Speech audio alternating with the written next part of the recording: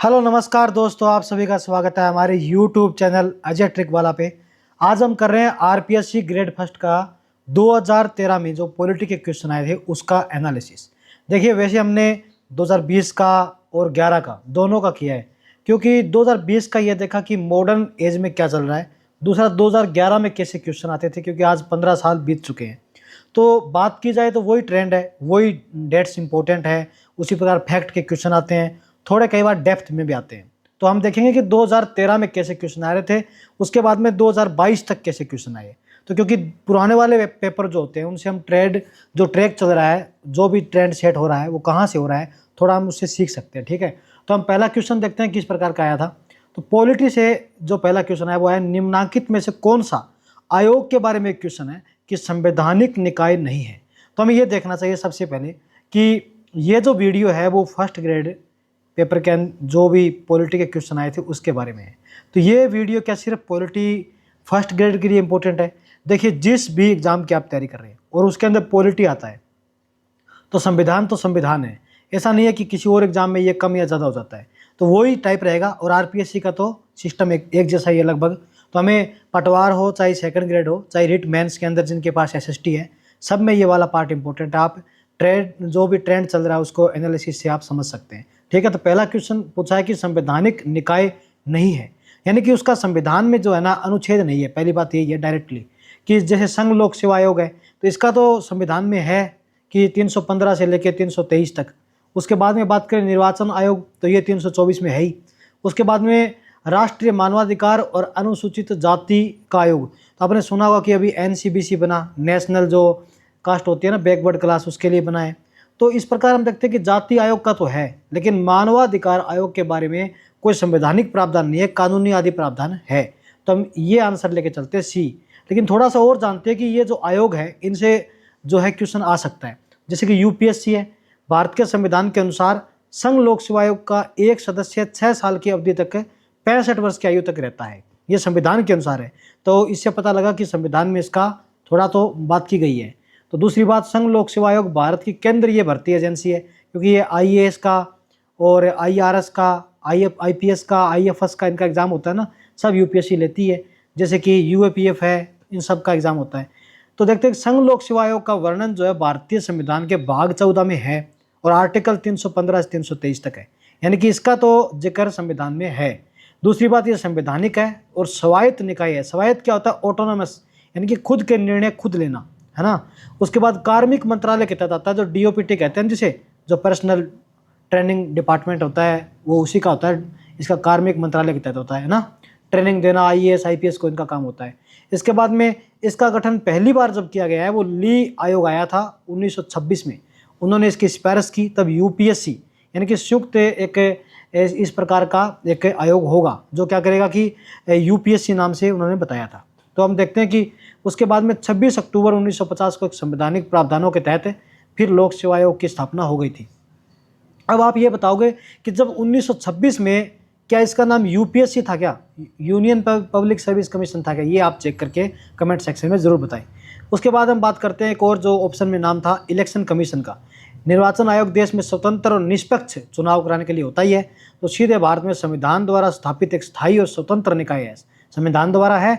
दूसरा, 1950 में अपनी स्थापना के बाद से ही 15 अक्टूबर 1989 यानी कि 89 तक निर्वाचन आयोग मुख्य निर्वाचन आयुक्त सहित एक ही सदस्य वाला निकाय था, बस एक का ही था। उसके बाद में क्या किया, 16 अक्टूबर 1989 को राष्ट्रपति ने मतदान की उम्र 21 वर्ष से घटाकर 18 वर्ष कर दी थी।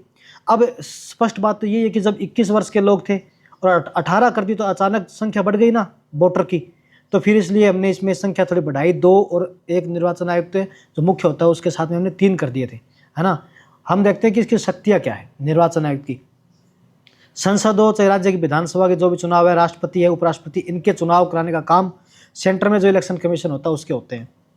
उसके बाद में जो राज्य के अंदर पंचायती राज होते हैं उनके बारे में कौन चुनाव कराता है, तो वो राज्य का निर्वाचन आयोग होता है। अब राज्य का निर्वाचन आयोग नाम आ जाए और एमएलए का चुनाव हम देखते हैं कि राज्य में होता है, राज्य का विधानमंडल होता है, लेकिन वो राज्य का आयोग नहीं करवाता उसका चुनाव कराता है सेंटर वाला ही।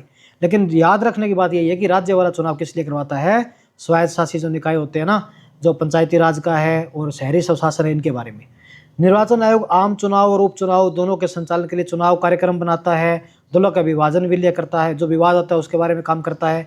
उसके बाद में निर्वाचन आयोग एक पंजीकृत दलों के लिए चुनाव चिन्ह भी प्रदान करता है। ये चुनाव चिन्ह का मैटर कई बार उठता है ना, एक पार्टी जब दो भागों में बंट जाती है तो उसके बारे में निर्णय लेना, ये भी चुनाव आयोग का काम होता है। और वैधानिक निकाय वे निकाय होते हैं, जब हम वैधानिक निकाय की बात करें, जो कानूनी निकाय है, जिनका संसद के द्वारा एक अधिनियम बनाकर उनको स्थापित किया जाता है। संविधान में उनके बारे में कोई जिक्र नहीं होता है, जबकि संवैधानिक निकाय संविधान में उल्लेखित होता है। जैसे यूपीएससी देखा हमने, 315 से 323 तक है। उसके बाद हमने इलेक्शन कमीशन देखा जो कि 324 में है। तो ऐसे करके जिनके आर्टिकल होते हैं वो संवैधानिक होते हैं।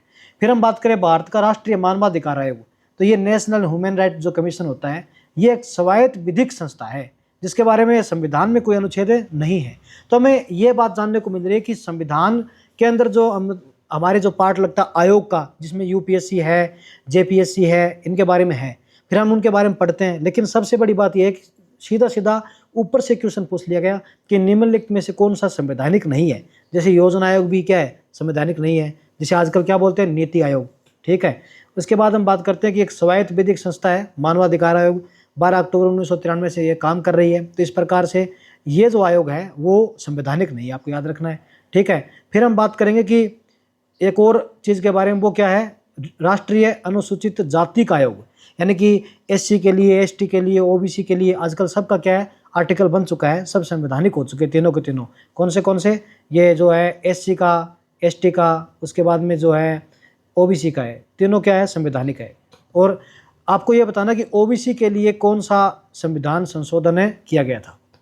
अब आप बात करते हैं कि राष्ट्रीय अनुसूचित जाति का आयोग 2004 में स्थापित हुआ था, एक संवैधानिक निकाय है, हमें याद रखना है, ठीक है। फिर एक और क्वेश्चन देखते हैं कि किस प्रकार के ट्रेंड के तहत ये क्वेश्चन आया था कि निम्नलिखित में से किस विधायिका की अध्यक्षता उस निकाय के गैर सदस्य द्वारा की जाती है। यानी कि एक ऐसी विधायिका है जिसमें उसकी अध्यक्षता जो करता है वो उसके अंदर सदस्य नहीं होता है, यानी कि गैर सदस्य है। तो हम सबको पता है कि जो उपराष्ट्रपति होते हैं वो राज्यसभा के मेंबर नहीं होते, उनका कोई चुनाव राज्यसभा के थ्रू नहीं होता है। यानी उपराष्ट्रपति क्या करते हैं, राज्यसभा में अध्यक्ष का पद धारण करते हैं। तो उपराष्ट्रपति को जो वेतन भत्ते मिलते हैं वो उपराष्ट्रपति के नाम से न मिलके राज्यसभा के अध्यक्ष के नाम से मिलते हैं। तो ये जानने की बात है, ये सदस्य नहीं होते फिर भी इसके अध्यक्ष बनते हैं। और ये भी जानने की बात है कि कई बार जब लोकसभा के अध्यक्ष सीट पे नहीं होते और उपाध्यक्ष भी नहीं होते तो राज्यसभा के अध्यक्ष उसमें काम नहीं करते। उसमें काम कौन करते हैं, क्योंकि राज्यसभा के अध्यक्ष क्यों नहीं करते, क्योंकि वो तो उपराष्ट्रपति है और जो सदस्य ही नहीं है तो वो कैसे करेंगे। तो इसलिए हम जो उपसभापति है ना वो काम करते हैं, वो बैठते हैं, फिर जो भी संयुक्त अधिवेशन होता है उसमें जानने की बात है। इसके बाद देखते हैं कि उपराष्ट्रपति का आर्टिकल 63 है, 64 नंबर में उपराष्ट्रपति राज्यसभा का पदेन सभापति होता है ना। उपराष्ट्रपति जो होगा वो राज्यसभा क्या होगा, सदस्य होगा, यानी सभापति होगा। इसके बाद हम बात करते हैं कि ध्यान रखने योग्य क्या बात है कि उपराष्ट्रपति राज्यसभा का सदस्य नहीं होता, फिर भी वह उसका क्या करता है, सभापतित्व करता है। याद रखने की बात है, कार्यकाल 5 वर्ष का है। फिर देखिए, हम जब भारत का संविधान पढ़ते हैं इसके अंदर गणराज्य, संप्रभुता, प्रस्तावना ऐसे नाम आते हैं, संसदीय प्रणाली, अध्यक्षात्मक प्रणाली, ये क्या क्या चीज़ें हैं। यूएसए के बारे में देखते हैं, वहाँ पे क्या अध्यक्षात्मक प्रणाली है, हमारे यहाँ क्या संसद है, तो हमारे यहाँ संसदीय प्रणाली है। उसी प्रकार जब हम भारत की प्रस्तावना पढ़ते हैं उसमें क्या बोलते हैं, और जैसे कि हम भारत के लोग भारत को एक संपूर्ण प्रभुत्व संपन्न है ना, ऐसे बोलते हैं ना, गणतंत्रात्मक राज्य बनाने के लिए तो क्या नाम आता है, गणतंत्रात्मक। तो गणतंत्रात्मक नाम आता है। गणतंत्र क्या होता है, गणतंत्र का अर्थ है, गण मतलब जनता, जनता का तंत्र। और जनता का तंत्र कब होगा, जब जनता ही अपने जो भी शासन का मुखिया उसको चुनेगी, तो वो क्या है, गणतंत्र है। तो हमारे यहाँ पे जो गणराज्य है ये क्यों है, क्योंकि हमने जो यहाँ का राष्ट्रपिता है, जो राष्ट्रपति है, उसका चुनाव किया है। वो अलग बात है कि हमने राष्ट्रपति का चुनाव अप्रत्यक्ष रूप से किया, यानी कि हम जो एमएलए एमपी चुनते हैं वो राष्ट्रपति के चुनाव में भाग लेते हैं, लेकिन हमने ही तो एमएलए एमपी चुने, तो अप्रत्यक्ष तौर से वो हमारी तरफ से क्या चुन रहे हैं, राष्ट्रपति को चुनते हैं। यानी कि हमारे यहाँ पे राष्ट्रपति का क्या होता है, निर्वाचन होता है। लेकिन दूसरी बात, राज्यपाल का किसी प्रकार से भी निर्वाचन नहीं होता, क्योंकि राज्यपाल राज्य में आता है, केंद्र का मुख्य मतलब क्या होता है, नुमाइंदा बन के आता है, संवैधानिक चीज़ों को ध्यान में रखने के लिए आता है। तो इस प्रकार अगर राज्यपाल का भी चुनाव कराने लग जाए तो राज्य में कोई और सरकार हो और केंद्र में कोई और सरकार हो और वो अपना राज्यपाल भेजे, तो उस राज्यपाल की उपस्थिति एक नई सरकार को पैदा कर सकती है और 2 सरकारों के मध्य क्या हो सकता है, विवाद हो सकता है। इसलिए हमारे यहाँ पे राज्यपाल का चुनाव नहीं होता है, बल्कि राष्ट्रपति का तो होता है। जो क्या है, गणतंत्र को स्थापित करता है। हम ब्रिटेन में देखते हैं कि वहाँ का जो शासन प्रमुख है, जो सरकार का प्रमुख है, वो तो अलग है ही, लेकिन जो राष्ट्र के अंदर जो शासन प्रमुख जो चलता है ना, जो औपचारिक रूप से चलता है, वो वहाँ का कौन है, वहाँ की रानी आदि चलते हैं ना, तो वो क्या है, वो पारंपरिक है, उनका चुनाव नहीं होता है। तो इस प्रकार हमने देखा कि राष्ट्रपति निर्वाचित होता है, वो गणराज्य होता है। भारत का राष्ट्रपति एक प्रथम नागरिक होता है। भारतीय गणराज्य का सर्वोच्च पद इसी के पास होता है। और गणराज्य शब्द का अर्थ है भारत संघ का राष्ट्रपति निर्वाचित होगा, न कि राजा की तरह वंशानुगत जैसे ब्रिटेन में होता है, वैसा पद हमारे यहाँ नहीं है। उसके बाद हम बात करते हैं एक और क्वेश्चन कि राष्ट्रपति की आपात शक्तियों के संबंध में त्रुटिपूर्ण कथन है। तो देखिए, हमने आपात कथन पढ़े 352, 56, 60 देख लिया कि 52 में राष्ट्रीय है, 56 में राज्य का है, उसके बाद में 60 में वित्तीय है। लेकिन हमने ये भी देखना है कि कौन से कथन ऐसे हो सकते हैं जो इससे संबंधित नहीं है, यानी कि हमें जो आता है वो तो है ही, प्लस में इसमें हमें जो नहीं आता है उसको दिमाग में हमेशा रखना है। कि हमने जो मान लो पढ़ लिया कि दो ही चीज़ें हैं, लाल और नीला, अगर ऑप्शन में हरा है तो हम उसे काट देंगे, तो उसी प्रकार हमें काटना है। त्रुटिपूर्ण कथन क्या ये पूछा है, तो देखते हैं 352 नंबर के अंदर, कोई आपात उद्घोषणा राष्ट्रपति तब तक नहीं करेगा जब तक संघ की मंत्रिपरिषद उसे उद्घोषणा के लिए लिखित में संसूचित न करे। सही बात है, क्योंकि पहले क्या होता था कि बिना ही लिखित में सूचना लिए हुए पीएम इंदिरा गांधी ने आपातकाल लागू कर दिया, जिसे संविधान के लिए ब्लैक स्पॉट भी कह देते हैं। वो काला दिन था उस दिन संविधान के लिए। लेकिन बाद में जाके ये निर्णय बना कि 44वां था या 42वां संविधान संशोधन, ये बता सकते हो? तो अभी 42वें संशोधन के अंदर किया या 44वें? तो आपको पता ही है कि 44वां संविधान संशोधन किन के समय हुआ था, और यही संशोधन हो उसका जिसके अंदर क्या होगा, लिखित में सूचना लेनी पड़ेगी। तो उसी के बाद में राष्ट्रीय आपातकाल लगेगा। तो ये तो सही है। इसके बाद हम बात करते हैं कि बी नंबर की अनुच्छेद 356 के अधीन की गई आपात उद्घोषणा का न्यायिक पुनरावलोकन किया जा सकता है। तो क्या है, 356 आपात उद्घोषणा का न्यायिक पुनरावलोकन किया जा सकता है। ठीक है, ये बोल दे कि न्यायिक पुनरावलोकन हो सकता है। अभी आपने आपातकाल क्यों लगाया, इसके बारे में जो है ना, न्यायालय विचार कर सकता है क्यों लगाया है। उसके बाद में सी, अनुच्छेद 356 क्या है, 356 अनुच्छेद में क्या है, आपात उद्घोषणा को लोकप्रिय रूप में राष्ट्रपति शासन कहते हैं। ठीक है, क्योंकि जो राज्य में लगता है वो राष्ट्रपति शासन होता है। वित्तीय आपात आज तक जारी नहीं हुआ, ये भी बात सही है। तो हम अब ये देखते हैं कि बहुत सारे ऑप्शन हमने देखे, तो ये सब के सब हमें सत्य लग रहे हैं कि ये हो सकता है। लेकिन जानने की बात क्या है कि 44वां संविधान संशोधन, मैंने आपको बताया अभी कि 44वें के द्वारा हमारे यहाँ क्या किया गया था, लिखित सिफारिश की गई थी। लेकिन प्रश्न में क्या आया, ऊपर देखना आप कि 352 के अधीन कोई आपात उद्घोषणा राष्ट्रपति तब तक नहीं करेगा जब तक संघ की मंत्रिपरिषद उसे ऐसी उद्घोषणा में लिखित में संसूचित न करे। और नाम क्या है, मंत्रिपरिषद। अब आप सोचिए कि मंत्रिपरिषद तो बहुत बड़ा पार्ट होता है, पूरी की पूरी मंत्रिपरिषद को लेके आएंगे कि आप हमें लिख के दीजिए, साइन कीजिए, इतनी बड़ी मंत्रिपरिषद।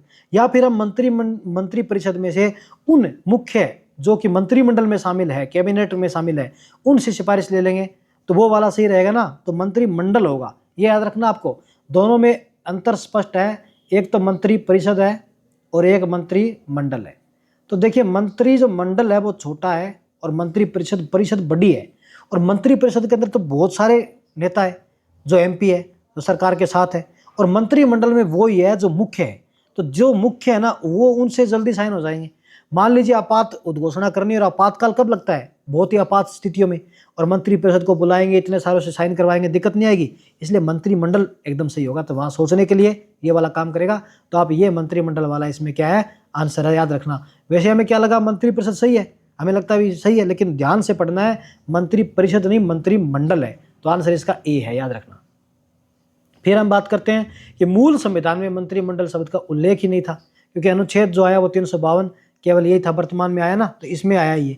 तो मंत्रिमंडल जैसी चीज़ उस समय में नहीं बताई गई थी। अब देखते हैं 5 नंबर क्वेश्चन, भारतीय संविधान की उद्देशिका में किन शब्दों का प्रयोग किया गया है। तो हम देखते हैं, हम भारत के लोग, है ना, भारत के जो नागरिक है उनके लिए लोग और नागरिक दोनों, या न तो लोग है न ही नागरिक है, ये पूछा है। तो देखिए, भारत के लोग और इसके नागरिकों को, है ना, हम भारत के लोग भारत के नागरिकों के लिए तो काम करेंगे। तो ऐसे करके दोनों ही शब्द है। अगर आपको प्रस्तावना याद नहीं है तो अभी चिपका लीजिए, 6ठी क्लास की, 7वीं क्लास की सब बुक्स के पहले ही पन्ने पे प्रस्तावना लिखी होती है, प्रियम्बल लिखा होता है। जो प्रियम्बल क्या होता है पता ना आपको, कोई भी बुक होती है तो बुक के बारे में जब हम इंडेक्स देखते हैं, उसी प्रकार प्रस्तावना इंडेक्स है। और प्रस्तावना वो चीज़ है जिससे हमें संविधान के जो रचनाकार थे उनकी क्या मूलभूत सोच थी, वो हमें प्रस्तावना में पता लग सकती है। और प्रस्तावना के बारे में बहुत सारे क्या है, विवाद भी आए, बेरोबारी विवाद है, तो इनके बारे में आपको पढ़ना चाहिए। अभी जो संस्कृत विभाग का फर्स्ट ग्रेड का एग्जाम हुआ था उसमें आया कि बेरोबारी विवाद किससे संबंधित और कब आया था, ऐसे करके, तो आपको याद रखना चाहिए। भारत शब्द का प्रयोग 2 बार हुआ है। हम भारत के लोग, भारत को एक संपूर्ण प्रभुत्व संपन्न, है ना, तो भारत को यानी कि हम भारत के लोग हैं और भारत को ही संपूर्ण प्रभुत्व संपन्न बनाए, 2 बार नाम आ गया ना। तो भारत के संविधान की उद्देशिका या प्रस्तावना में लोग, नागरिक, व्यक्ति जैसे शब्दों का प्रयोग हुआ है, वो भी एक बार। लेकिन भारत के संविधान की प्रस्तावना में हम भारत के लोग, भारत को एक संपूर्ण प्रभुत्व है, यानी कि भारत 2 बार नाम आए हैं, याद रखना आप। तो ऐसे करके ये 5 क्वेश्चन हमने देखे जो 2013 में आए थे।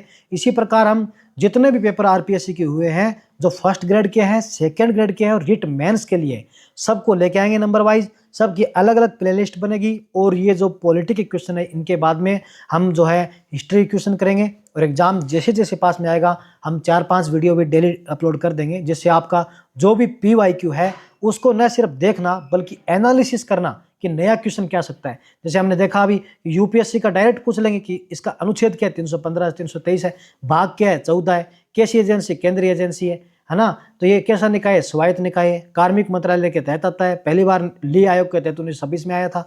ऐसे करके क्वेश्चन नए भी बन सकते हैं। जैसे कि पहले हम देखते हैं कि इलेक्शन कमीशन 1 सदस्य ही था, उसके बाद 3 सदस्य कर दिया क्योंकि 18 वर्ष उम्र कर दी गई। तो ये तो 18 वर्ष कब कर दी गई, कौन सा संविधान संशोधन था, 61वां था, 69वां था, ये आप बता सकते हो क्या, और 1988 था या 1990 था, ये बताइए आप। तो उसके बाद में ऐसे ही करके क्या है, हमने जो एनालिसिस किया है सारा इंपॉर्टेंट है। न सिर्फ हमने क्वेश्चन देखे बल्कि उसके साथ में डेप्थ में चीज़ों को देखा है। यहाँ से ही क्वेश्चन बनेंगे, यही इनका ट्रैक है, इसको पकड़िए और एग्जाम को पास कीजिए। जय हिंद, जय भारत। और हमारे अजय ट्रिक वाला चैनल को लाइक, सब्सक्राइब और शेयर करना न भूलें, ताकि हमारा परिवार बड़ा बने और हम अच्छे से काम कर पाए। जय हिंद, जय भारत।